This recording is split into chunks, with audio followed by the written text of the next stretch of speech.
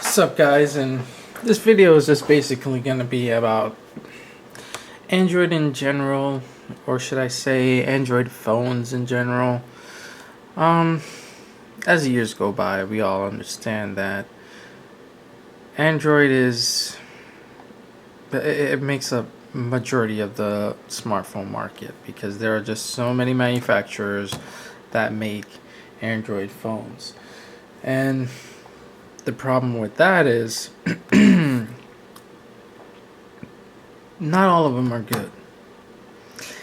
And a lot of people say, well, the people who do know about tech and smartphones is just get a Nexus device. A Nexus device is the purest Android and the best. If you want what Android really is, just get a Nexus device. And okay, I agree. But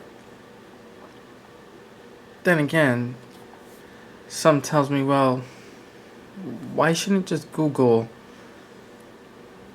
just demand that all devices have this plain version of Android, just to clear up, all of the fragmentation and all of the problems and all of the bloatware that's on Samsung devices, HTC devices, and, well, used to Motorola devices. Well, I still can say that because I'm pretty sure the Droid Max or Motorola Droid series still have a bunch of bloatware.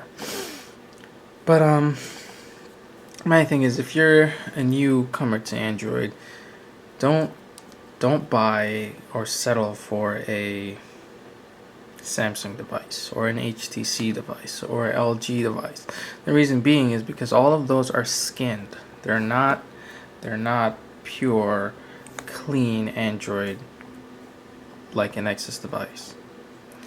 And I don't know, if I was running Google, this is what I would have done. And I'm not saying that everyone should be happy with this and stay with this for the rest of their life like in iOS. I'm not trying to compare apples to Androids.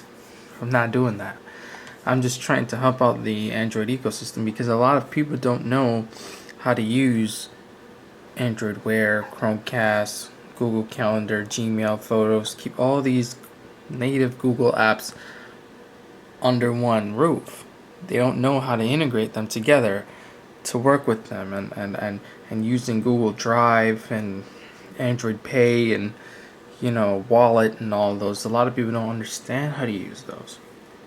And that's a problem. That's a problem that's hurting the ecosystem, and it's just slowly killing it every single day that goes by.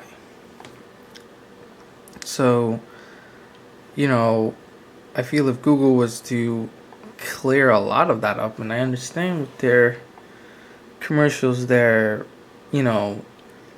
keeping everyone different but the same, and my thing is, be more strict with these, other manufacturers. Have them, hey, if you want to use this, have the basic Android layout and add your little gimmicky features, to it. Not something that's, overwhelming, where it's TouchWiz or HTC Sense type. Look at what Motorola is doing. It's the closest flavor other than, of Android out there than TouchWiz and Sense and all these other nonsense, and I'm okay with that. That's good. Motorola was able to add their gesture, have their little Motorola Assist apps and all of those things, but keeping the phone fairly clean and easy to use and understandable. And they're in second in line from Google itself to manufacture updates on time, which keeps everybody happy. The major problem is a lot of people aren't getting Android 6 now, since it's out. They're not getting it until Android 6.5 or 6.1 or 6.3 is out.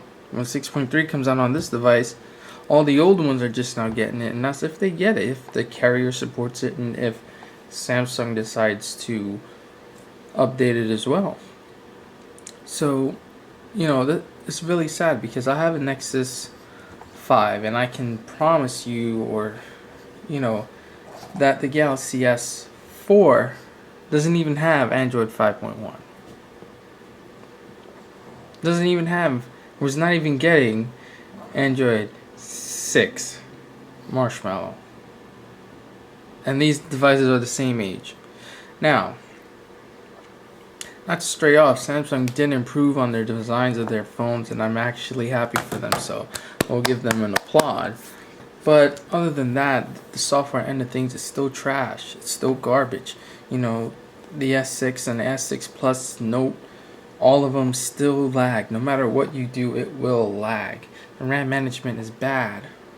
The reason being is because they add all of this other nonsense to the OS, where it makes it difficult to to manage the RAM properly, and that's a problem. And Google needs to make some guidelines on what the OS needs to have. I understand that it's open source and all of that. Leave that to the ROMs. Leave that to Cyanogen and all the XDA developers. People just want a phone that they can use that works. Minus all the gimmicky features. Yes, these features are what sells the phone. We understand that. You know what I mean? We understand all of that. But if that's what you want, and let's say you're Samsung and you want to have a heart rate monitor on the back of the phone, or you want to, I don't know what, a fingerprint scanner on the front. Yeah, all that is new, but make that a feature within this that works within this. You know what I mean? So moving from device to device is not a challenge. It's not a completely new, thing here. Samsung tries to make their own little circle. Motorola tried to make their own little circle. HTC makes their own little circle and looks where it's getting up. They tried to do what Apple does and just upgrade the internals, but kept the same form factor, and they failed. They were in no position to do that.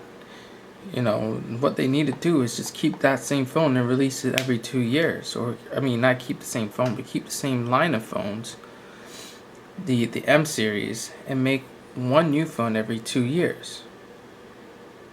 The only thing that changes every year is the processor. And right now,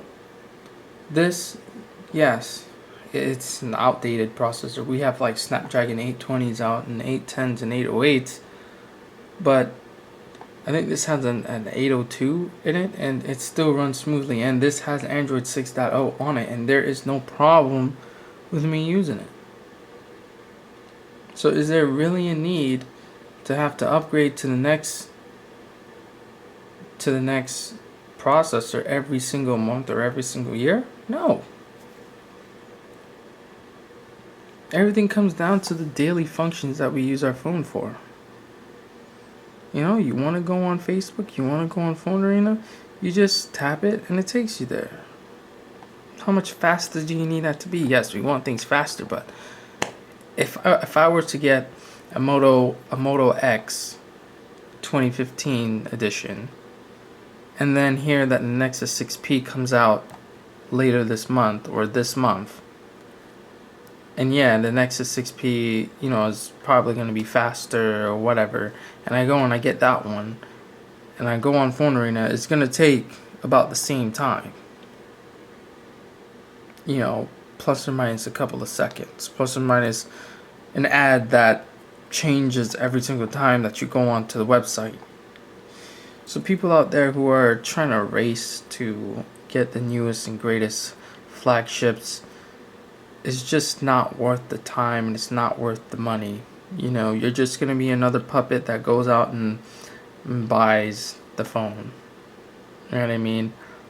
Like this Moto X. If you were to get that phone will last you a solid 2 years.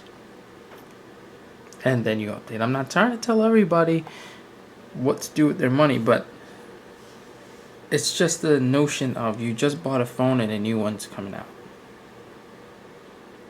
Like that's the problem. You just bought a new phone, and then within a week or 2 weeks or a month, another one is coming out. Don't get discouraged. Don't get, like, damn, my phone is outdated and, blah, blah, blah. That's not the case. Your phone isn't outdated. It's fine. Yeah, it might have a new processor out. It might have a new processor and whatever, but that shouldn't be the main reason of why you need a new phone. Okay? Look at this. Images, the picture quality on here is not too bad. I'm not saying that it's perfect, and I'm not saying that it's great, but I'm no photographer. You know what I mean? And I don't take pictures all day, every day. It's based on me. And yeah, you have people who are photographers and like to take a lot of pictures, but that's what you get a DSLR camera for. And not, anything below, let me guess, 8 megapixels is trash. Anything below 8 is trash. Depending on, the type of sensors that's in there, yes, I agree, but that's okay. But this was just my little, look at this. This is just my little rant on Android in general and people feeling discouraged of getting a new phone and not feeling like they have the best phone on the market, because everyone wants the best, and that's understandable. You want the best, the latest and greatest, but if you're going to try and keep up with this market, you're going to be broke unless you have millions of dollars to just spend on phones, which I would find to be really retarded if you're a millionaire and you're just spending all your money on phones. So this was just to clear up all of the discrepancies and people's problems on getting a new phone. So I will be getting the Nexus 6P. It should be shipping November 5th to November 9th. Hopefully I get a message saying that it's going to ship sooner. And once I get that device, I will post up a review on it. And I'll see you guys in the next one. But before I go, you guys should check out my other video where I just basically reviewed the Nexus 5 on Android 6, which is pretty smooth, buttery smooth, as you can tell. And there has been a couple of changes here and there on the software, but it's not a major software, but it's something that Android needed in general. And for all you Nexus 5 owners out there, hold on to this device. This is the most greatest device Google has ever released since the T-Mobile G1 or Google G1. Yeah, so guys, catch you guys in the next video. Later.